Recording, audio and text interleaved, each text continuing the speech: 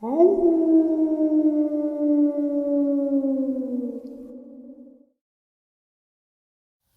greetings and salutations, everyone. I hope everyone is still doing well. I have an awesome bonus upload for you right now. But before we get into it, a couple links. As you know, I rely on Patreon, PayPal, channel membership, and the merch to help the channel to continue to grow and go. Links to Patreon, PayPal, and channel membership are in the description below. Merch displayed directly under the video. Also, Dogman Frightening Encounters, Volume 1 through 3, the audiobook versions. They were written and researched by Tom Lyons, narrated and produced by me, Jeff Nadolny. Those audiobooks are available on Audible, Amazon, and iTunes, links to which are also in the description as well. And finally, last but definitely not least, if you'd really like to help support this channel to continue to grow and go, simply subscribe. It does not cost you a cent. Click that like button, takes half a second.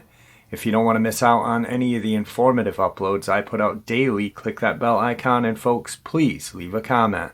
Why? Well, because all these things, they really do help this channel to continue to grow and go. And yes, folks, they definitely do matter. Now, everyone, I have taken far too much of your time. Let's jump into tonight's bonus, shall we? Alright guys, so in today's bonus upload, there's going to be two video clips that I share with you.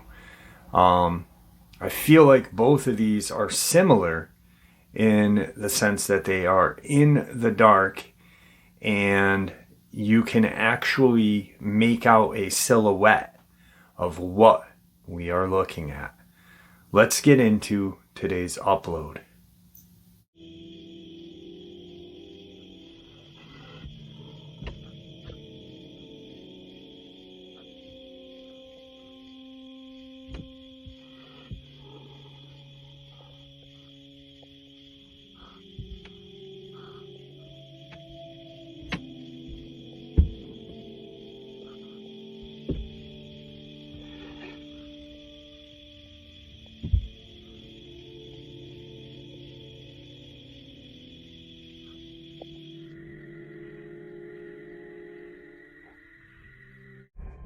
Today's first part of the upload.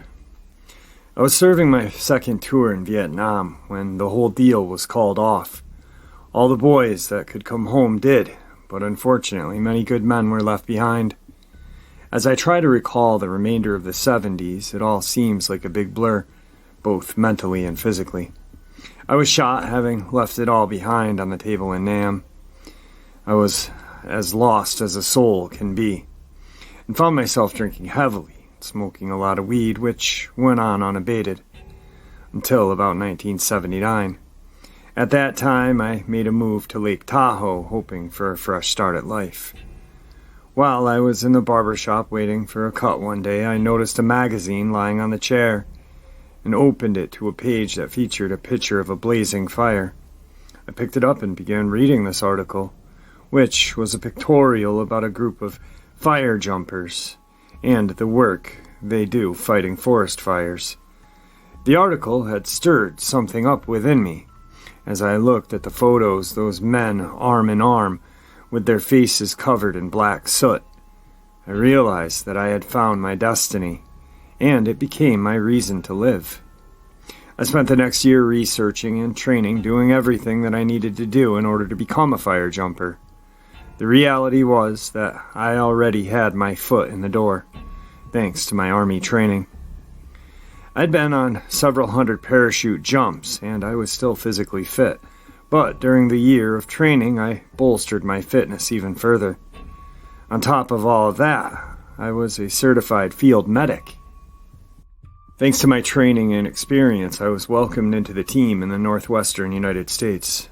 Now, fire jumping can be incredibly dangerous. We're dropped into locations where a severe fire is believed to be heading based on terrain, fuel supply, and direction of the prevailing winds. Our job is to create fire breaks so that once the fire makes it there, it will run out of fuel, and if we did our job properly, the fire burns itself out. Once we're dropped in, fire jumping can be a very lonely affair, and we must be attentive to the advancing fire at all times. In many situations, The only help we can rely on is ourselves and air support, though in some cases we can receive ground support if we found suitable areas for them to reach us. When we were in the heat of it all, it was not unusual to see all kinds of wildlife running about here and there. Herds of wild horse, deer, everything else you can imagine run for cover, trying to escape the flames and smoke. One August, a lightning strike started a blaze in Northern California. There were already 5,000 acres ablaze when we were called in. We began to work in an adjacent hillside opposite from the most intense area of burn, felling trees and clearing the underbrush. We worked on clearing this break for hours before the team leader made the decision that we should climb the hillside and work our way down to the canyon area to our west. A thought was that if the fire advanced in the direction of the canyon, it would either burn out by the edge or burn down into it, making it easier to contain. Everything in this business is a gamble of what-ifs. As we began our descent, we noticed a line of creatures walking away from the canyon and heading north. They were black in color and walking like men. One of the members of our team pulled out her binoculars and said they were Sasquatch. We couldn't believe it, but we were all given a chance to look through the binoculars ourselves, and had to admit that it was true. There were 3 large Sasquatch and 1 smaller one, fleeing the smoke and impending danger like all the other creatures. We had no time to continue watching, but had plenty to talk about. When we made our way down to the canyon and had begun our work, forming a line as was always the case, Steve Mays and I were the closest to the canyon's outcroppings. The 2 of us now occupying the area that the Sasquatch had just moved through. About 2 hours into work, Steve said, "Hey, what the hell is that?" He paused and then added, "Oh my God, it's a person. Or what's left of them anyway." We both laid down our tools and motioned for the team to come down to where we were. We stood there looking upon the skeletal remains of a human being, with its clothes still on. The clothes were weather-beaten so much so that the bones were visible through the fabric in many areas. The skeleton seemed to have been there for quite some time and was wedged between 2 large boulders. As we stood there, we all started realizing that something was not right. The body had a collared shirt on, but according to the direction of the boots we're facing, the shirt was on the skeleton backwards. After a minute, one of the men pointed out that the shoes were on the wrong feet as well, and there was also no skull present. We wondered who the hell would walk around in the middle of nowhere with their shirt backwards and shoes on the wrong feet. There was no backpack or any type of gear whatsoever present, with the corpse only the remains of a blue shirt, a pair of tan trousers, and brown hiking boots. There weren't even socks or underwear visible. We started wondering if the clothes had been removed from a person at some point in time, but who or what wouldn't have known how to put them back on again in the right way? I mean, if you are going to go through the trouble of dressing a dead man, it's easier to put the clothes on correctly. We all agreed not to touch the remains too much, though we did try to see if there were any types of identification, and we could find none. We all knew that this person didn't just lie down where we found them. This body must have been jammed into where we found it, and it didn't get dragged there either. Someone or something had pushed the body into the opening to hide it. We also knew that we weren't going to carry this skeleton out, not without an investigation at the very least. However, given the fire and the current state of affairs we found ourselves in, there was no help in sight. Over the next couple of days, the entire area may have been overrun with wildfire. We radioed to find our command, and we continued to battle this fire over the next 10 days. At some point, we met up with ground support in order to relay where the body could be found. About 1 week later, 3 of us went back into the canyon with law enforcement. Thankfully, the fire had spared that particular area, and this time we had come back in with a couple of stump jumpers, which were beefy off-road fire trucks. The sheriff's department was now treating this as a full-blown crime scene. When we started telling them about the clothes being on wrong, they said that this wasn't the first time they had seen or heard about this. They said that there are quite a few bodies have been found in that fashion over the years, with some saying that it may be the MO of a mad serial killer. After that day, we didn't hear about that body ever again. Now I know that you are interested in what we saw as far as the Sasquatch go. First of all, anybody who has a brain could tell that we were not looking at large people walking away from a fire.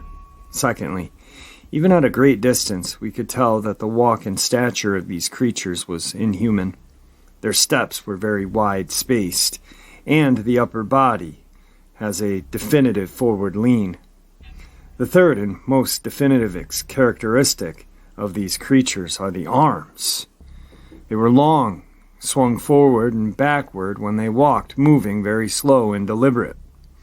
You could also see that when they turned or twisted their upper body, the arms would flail outward, seemingly almost like the movement of a carnival ride that was the twirling swings hanging on chains. It was very distinct. Today's second encounter. My friend Artie and I met during boot camp. Artie's real name is Arto, which he told me means bear man in Finnish. I thought it was rather remarkable that his entire family was pure Finnish heritage. All of his family had migrated to the United States in the late 1800s and all lived together in the Upper Peninsula of Michigan in Alger County. During boot camp, Artie and I hit it off well. Whenever we could get a moment to sit and talk, we did. Over time, I learned that he and I had quite a lot in common. The two of us shared a great love for the outdoors. We both fished, and we both liked to shoot. However, he was a hunter, and I had never hunted per se, preferring to spend my time shooting sport clays. During this time in the service, we agreed to visit each other on our home turfs after the military gig was finished. In the summer of '85, I packed up my truck and headed to Artie's house in Michigan. I'd made a point to pack my 12-gauge semi-auto Beretta, which Artie had advised would be needed for protection. When I asked him what we would be protecting ourselves from, he said that bears were the primary problem. I thought that was fair enough, though I wondered what else may also be living there. I spent 2 days cruising up into his neck of the woods, and when I started getting close, everything was all woods. To me, this place was like a primeval forest. I mean, there were only gravel and dirt roads surrounded by thick, primordial pine forests, and I could only occasionally catch sights of a house or building here or there. After having been turned around numerous times, I finally found my hacienda. It was quite the spread, consisting of one large house and a smaller one, both surrounded by a number of barns and outbuildings. I pulled into the driveway and hit the horn. Suddenly, it was as if I was in the middle of a family reunion. People, both young and old, were springing out from everywhere.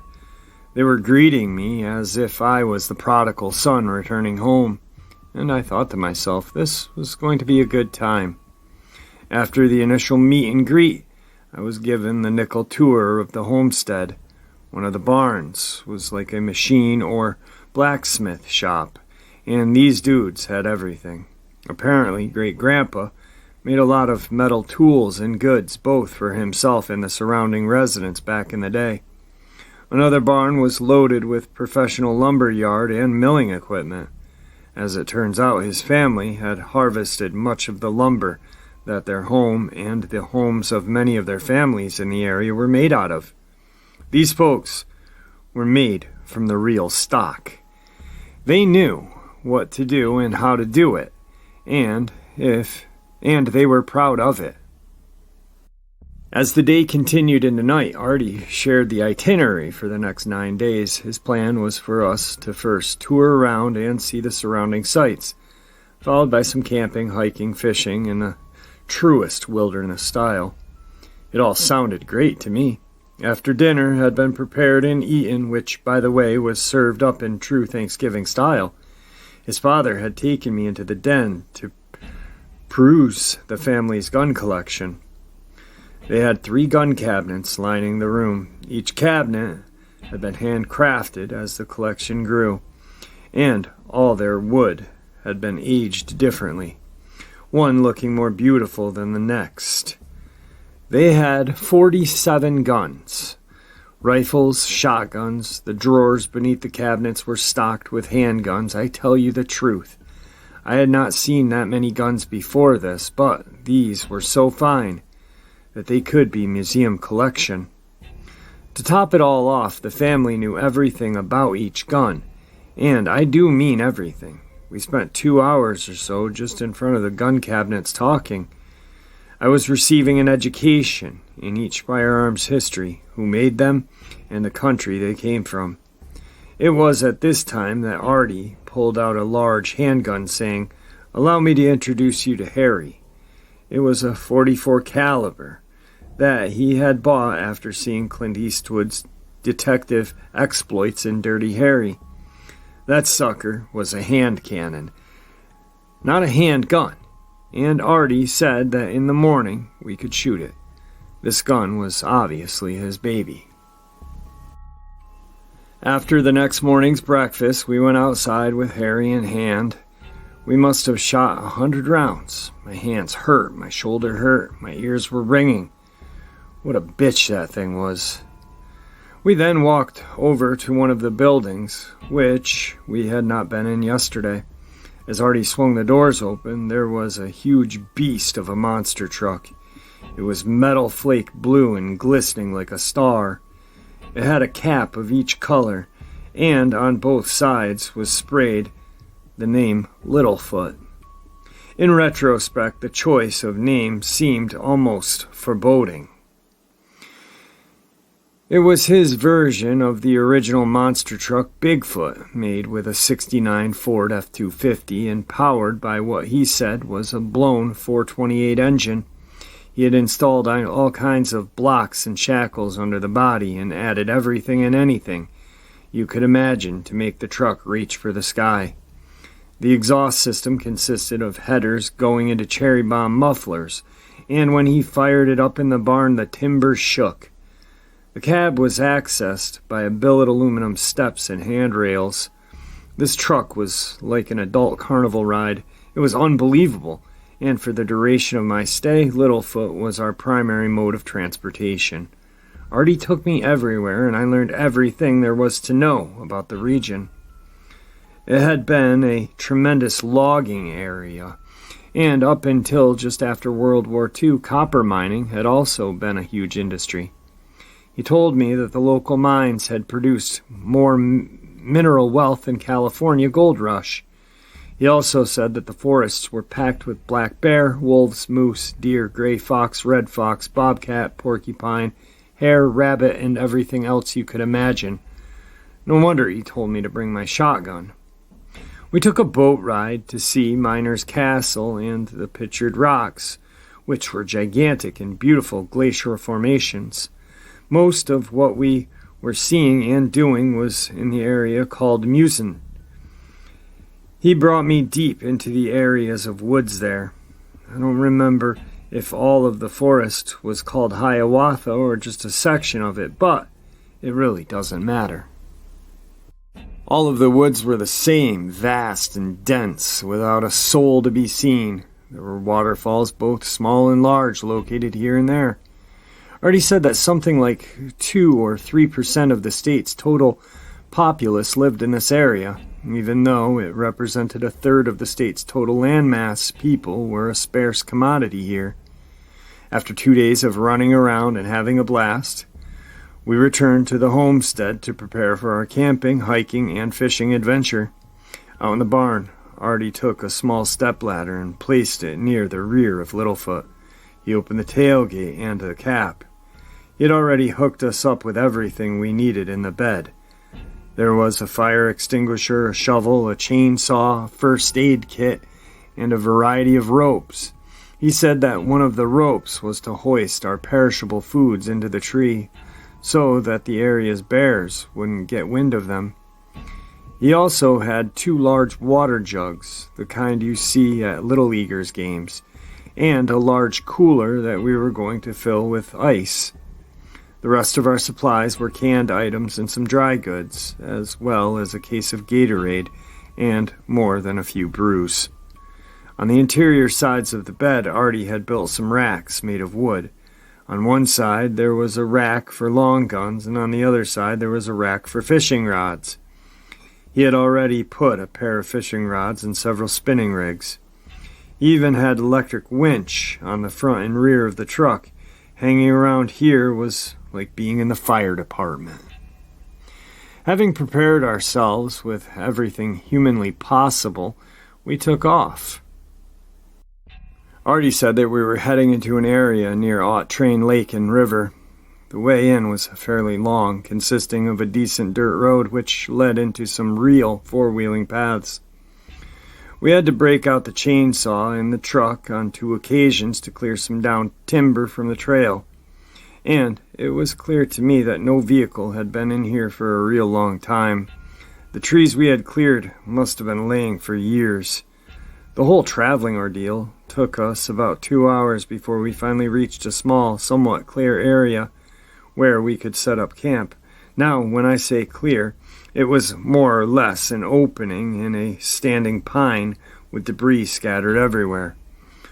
Artie said that many areas had been replanted after the logging industry had ravaged a fair amount of forest, which led to a hodgepodge of young and old pines occupying the same space.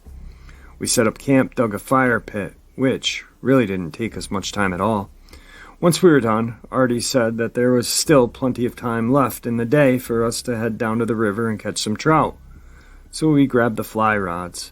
Artie took Harry and I grabbed my shotgun before we started walking, and walking, and walking. Just so you understand, at this stage in my life, a long walk for me was going in and out of the mall, with a 2-mile bike ride sprinkled in from time to time. My legs were shot, but Artie told me that we're getting close to our destination. He knew this because the forest started to tighten up. There were a lot of smaller trees and brush as we got closer to the water source, and there was no longer anything resembling a trail. We're looking for breaks in the growth and fighting our way through the bramble when we suddenly broke free of it all and spotted the river. Now, we are not talking about the Colorado here. You could easily walk across this river. In fact, as I looked up and down as far as I could see many of the tree branches flanking the river's edge, and not more than 8 or 10 feet from touching the branch on the side. Additionally, this river was strewn with wooden rocks. It was relatively calm flowing water, and as I began to focus on the surface, I could see that there was plenty of trout to be had. We began fishing. The 2 of us were using terrestrials, which are flies that are tied to look like a variety of insects. Because of the tightly spaced trees, you really couldn't cast much from anywhere in here. We were more or less flipping and mending the flies into position.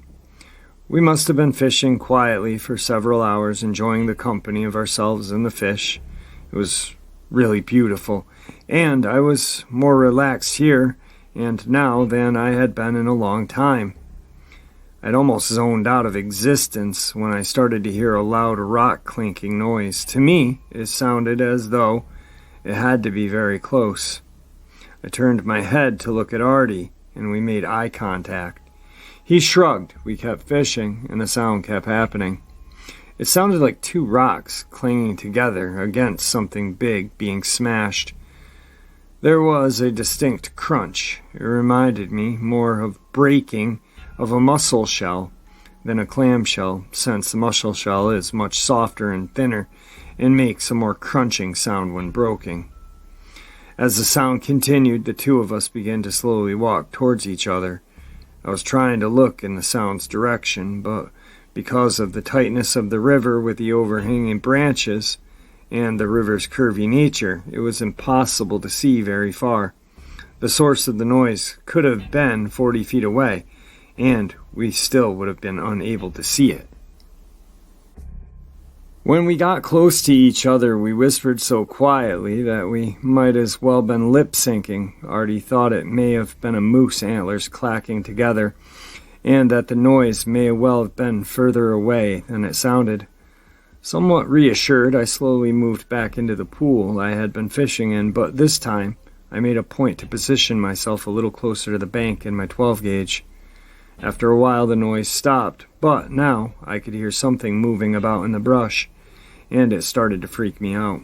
I could see Artie craning his neck as well, fighting to see movement in the trees. We came together again, deciding to wait it out a little bit longer, then split, hoping that whatever was moving around would head out.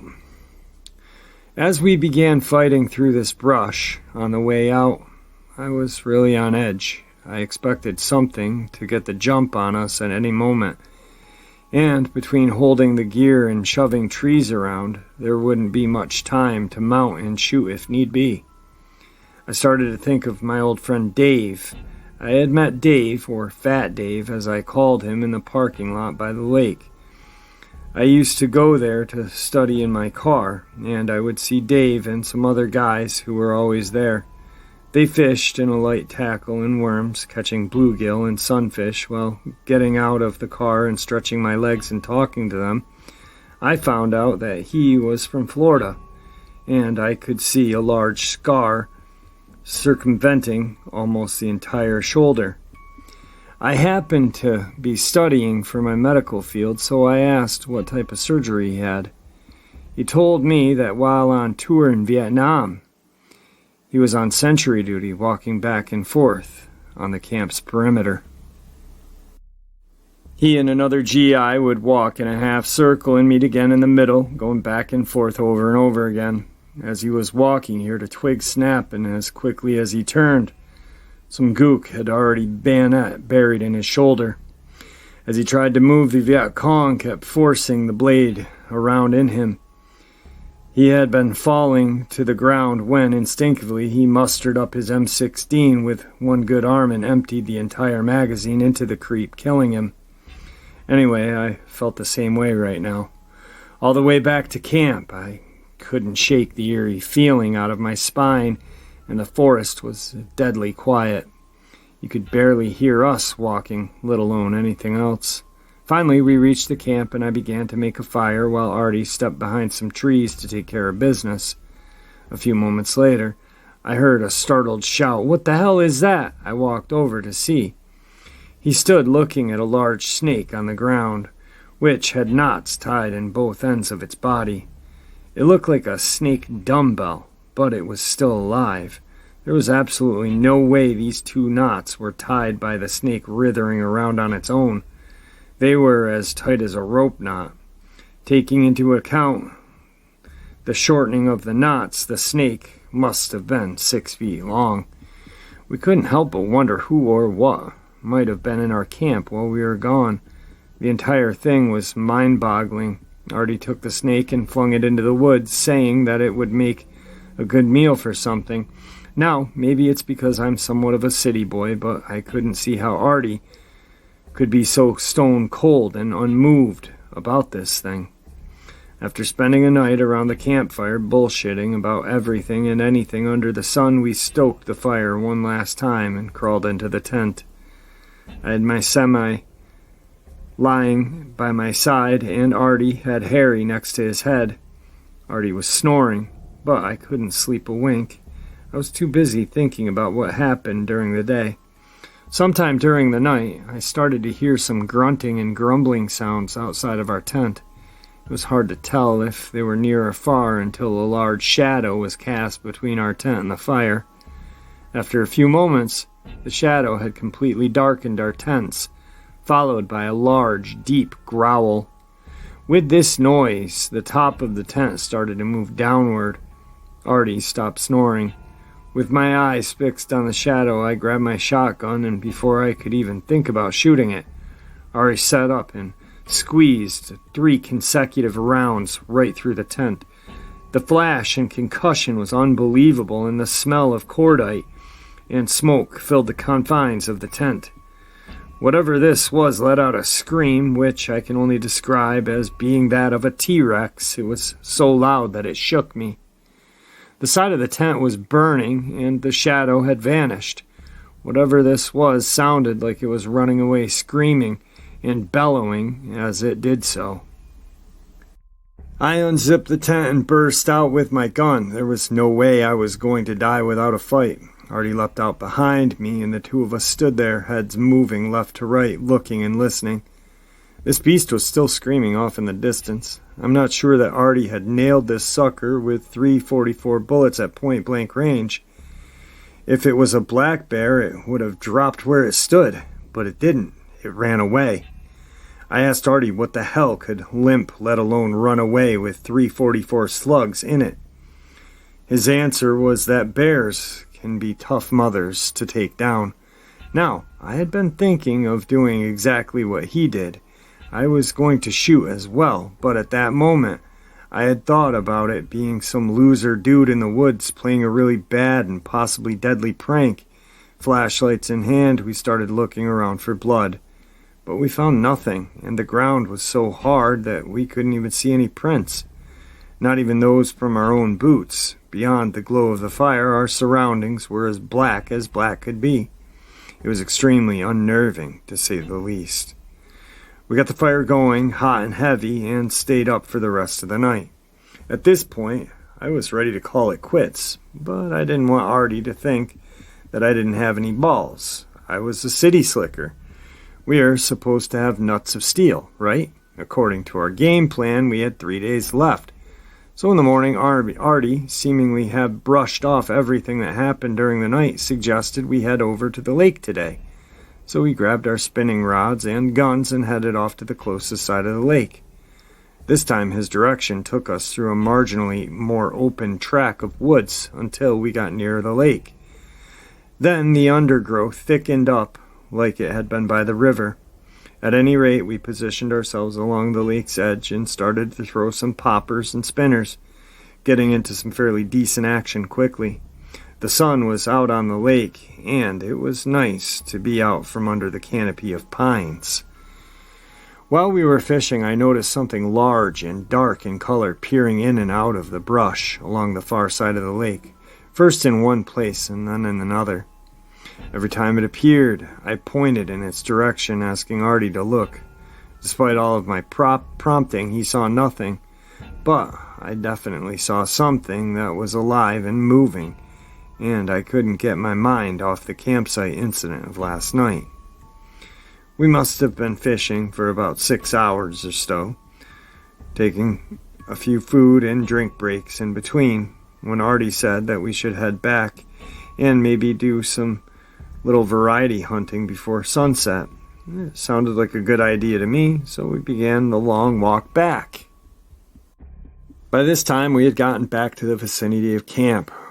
We had been gone about 8 or 9 hours. As camp came into view ahead of us, I couldn't believe what I was looking at. The entire campsite, including the truck, had been ransacked. There were things thrown in the trees. Our cooler was completely flattened on the ground. It looked as though a steamroller ran over it. Cosmetically speaking, the truck was in ruins. The cap looked like a tree had fallen on it, and both the side windows were blown out. The cab had been smashed down so severely that we couldn't open the driver's side door, and there was no evidence of a log or anything that would or could have done this degree of damage. The tailgate was partially torn from its hinges and bent under the rear bumper. The front winch was torn completely away from the truck. 9/16 bolts and washers ripped cleanly out of the steel, and the other winch had all of the cable pulled out of it and was completely detached from its housing. Both of the aluminum steps were torn off, and we were only able to find one of them. Even then, it was in its mangled state. Thank God the cab had not been opened. The The front of the hood from the grill inward looked as though it had been hit with 3 or 4 blows from a 12-inch wide tree trunk. I say this because I have no other way to describe what I was looking at. And having said as much, there wasn't even a single indicator such as bark chips or even any marks on the vehicle, which would have shown that part of tree had actually been used to wreak the destruction. There were no small dents in the truck, just large, long, wide blows on the metalwork. What bothered me most of all was the type of power that would be needed to flatten the large igloo cooler, and the fact that the large bolts had been torn away from the truck, leaving a reverse dimple where they had been in the steel. It was insane. Whatever did this was not an individual or a group of individuals. No man could have done this. We said nothing to each other. There was nothing to say. We simply stood there, aghast. I jumped up into the bed of the truck and tried to push up on the broken cab in effort to open things back up a bit. I was forcing my back against the broken roof of the cab, and as I worked my way into position, I noticed something very odd. Caught in the very end of one of the cracks in the fiberglass was several very long, dark-colored hairs. It looked as though something with hair had lost a few while their bodies slid or dragged off the roof. I showed them to Artie, and he said nothing to me. These strands were like 8 to 10 inches in length, which was way too long to be a bear. We gathered up all the stuff we could and shoved it under the remnants of the cab of the bed. We grabbed the tailgate and flexed it back and forth until we could twist it up onto the bed. When we came into camp, everything in the truck had been neatly organized, and as we were about to leave it, looked like an open trash can. Artie climbed up into the cab from the passenger side, which was not an easy task without the step, and started brushing the shattered glass off the seat. The truck started right up, and he let it run. I guess about an hour had gone by since we came back to camp, and it was time to get the hell out of here. It was a long ride in, and it would be a longer ride out. As we left, I couldn't help feeling really bad for Artie in numerous ways. After all, I came in his invitation, and now his truck was in ruins, and we were leaving with our tails between our legs. What would his family think? What would anyone think? When we finally got clear from the woods, we started heading down the road. At some point, we saw a cop coming the other way, and Artie waved him down. As he stopped, I couldn't see him because of the truck's height, and the fact that he was on Artie's side. I heard him ask what had happened to us. Artie shut the truck down and jumped out. We spent the 45 minutes walking around the truck, telling the officer our tale. He wrote up the incident report and gave us a copy, saying that there is shit in these woods that we know nothing about. Later on, as we entered Artie's property, everyone came to see the truck and talk to us about the ordeal. It was at dinner that evening that his father began telling us about what his father said to him. He told us that loggers and miners had spun many yarns about giant hairy creatures that they had seen in the timber. He said his father told him that they would mess with and damage their equipment after the workers had left for only one day.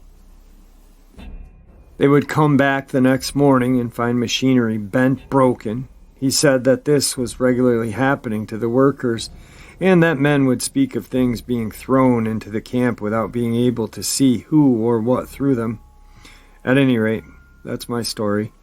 Artie and I still speak to this day, and he actually rebuilt Littlefoot. Artie's father took the hairs that we retrieved and framed them in the den for family posterity. I haven't been back to visit Artie since. Today's final encounter. We were traveling through the western New York region near Medina at around 10 p.m. about 2012. We were taking the country roads as opposed to the thruway and decided stupidly to stop alongside one of the many farm fields dotting the rural countryside. I was curious to get a look at a variety of corn my girlfriend told me about. Apparently, farmers grow some type of corn solely intended for animal consumption, and it's unsweet with large, tough kernels. It was late summer and the weather was nice, so why not, was my thinking. I approached the peripheral edge of the field by a section where the drainage ditch was not so steep. My girlfriend remained by the car on the other side of the narrow road, which was bordered on both sides by cornfield and intersected. It must have been a clear night because the field and its rolling contours were easily visible. What we saw next is difficult for me to express, difficult because I find myself in sort of a tug-of-war between what I saw and how I see the world. What I saw doesn't fit into my general world view. My girlfriend says she first saw it leap across the road, and I saw it running at a frightening rate of speed across the barren section of fields. It seemed to be covering absurdly long distances in mere seconds. It was large. To me, it looked like a hairless wolf on steroids, with an enormous, almost horse-like head. It made absolutely no sound that I heard, and as it traversed the field, it barely seemed to touch the ground. Its four legs looked parallel to the ground when stretched in full stride. I was so taken with what my eyes were seeing, like not knowing what I was looking at, and in the moment thinking, that can't be real. I'm misinterpreting what I'm seeing. It was hypnotic. My girlfriend claimed she was screaming for me to get into the car while I continued to watch this thing run, beginning to realize that if my judging its speed correctly, it could change directions and be upon us in several seconds. My girlfriend says that only after she said my whole name sternly did I acknowledge her and rush to the car. I still don't know what we saw, since I'm not given to supernatural explanations. I've wondered if it was possibly a wolf-type dog, perhaps a hybrid, that I hear farmers used to guard their fields against. My girlfriend insists that it was no dog or even a wolf. Its size and speed completely preclude the possibility, in her opinion. It never snarled at us, but being that I was so utterly transfixed by it, my girlfriend maintains that I was oblivious to the danger we were in. She actually said a prayer after discussing the event. I'm reluctant to offer guesses of its dimensions. I scrutinized it from distance while it trekked across the barren section of land, so it's difficult to get a good sense of scale. Maybe 7 to 9 feet. I'm really not sure, but it's the largest dog I've ever seen. Its snout was too pointy to belong to a Great Dane, so I'm at a loss. I've considered calling a commercial farmer from there and simply asking if they use large dogs to patrol their fields, or if they've heard of a practice being employed by other farms in the area. Honestly, it seems unlikely just because of the potential for lawsuits if it attacked a stranded motorist, and the lack of any predators in the area. Who would steal some stalks of corn meant for animal feed? But who knows?